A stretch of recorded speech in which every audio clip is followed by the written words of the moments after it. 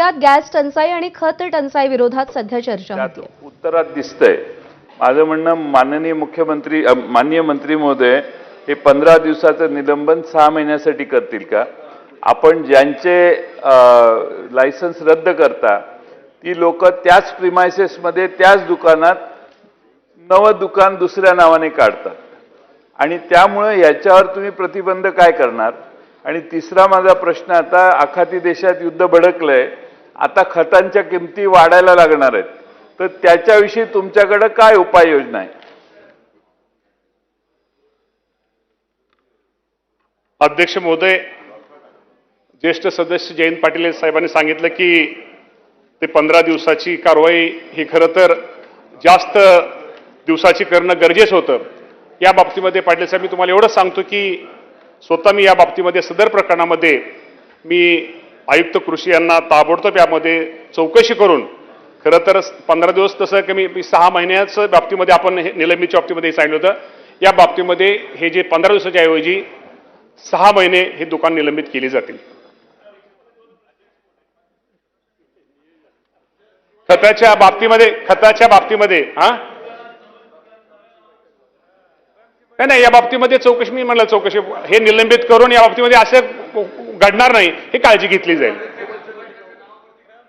अध्यक्ष महोदय माझं उत्तराला ऑब्जेक्शन आहे। अध्यक्ष महोदय, माझा 2 प्रश्नाची उत्तरं आली नाहीत, त्यातला एका प्रश्नाचं अर्ध उत्तर आलं।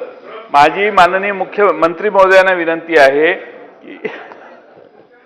की तुम्ही त्या प्रिमाइसेसचा वापर परत होणार नाही याची अट घातली नसेल तर ती घालणार का?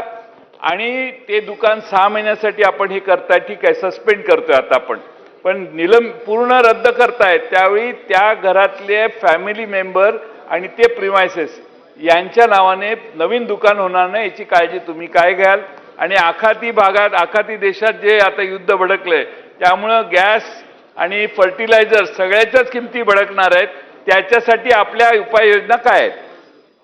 महोदय, माननीय जयंत पाटील साहेबांनी ज्या काय सूचना केल्या आहेत निश्चित प्रकारे ते करताना त्यांच्या घरामध्ये ज्याचं लायसन आहे त्याच्या घरामध्ये किंवा त्या प्रिमाइसेसमध्ये त्या बाबतीमध्ये राहणार नाही याची आम्ही निश्चित प्रकारे त्या बाबतीमध्ये त्याप्रमाणे सूचना दिल्या जातील।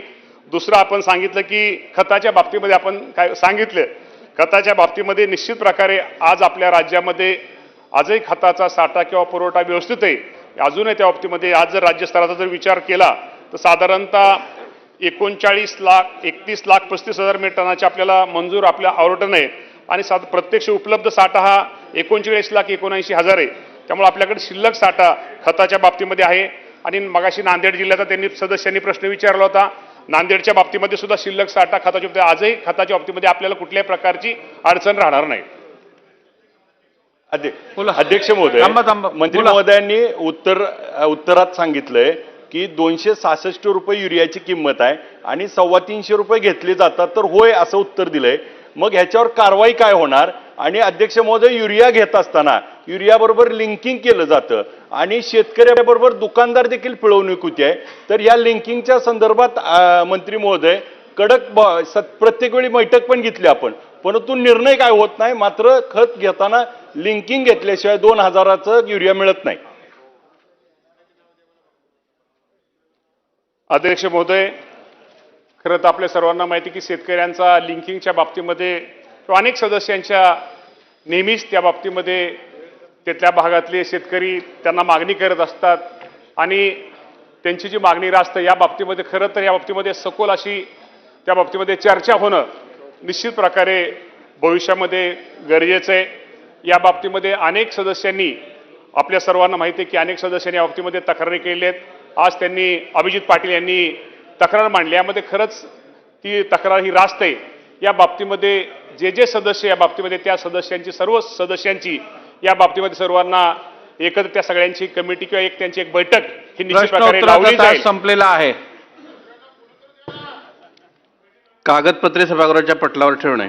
माननीय उच्च व तंत्र शिक्षण मंत्री महोदय, मी आपल्या अनुमतीने महाराष्ट्र सार्वजनिक विद्यापीठ अधिनियम 2016च्या कलम 135च्या पोटकलम 4 अन्वये क सावित्रीबाई फुले पुणे विद्यापीठ पुणे यांचे सन 2024-2025 या वर्षाचे वार्षिक लेखे, ख कवयित्री बहिणाबाई चौधरी उत्तर महाराष्ट्र विद्यापीठ जळगाव यांचे सन 2024-25 या वर्षी। तर राज्यामध्ये खतांचा साठा पुरेसा असल्याचं कृषी मंत्री दत्तात्रय भरणे यांनी सांगितलंय. पण पुढची बातमी पाहूया.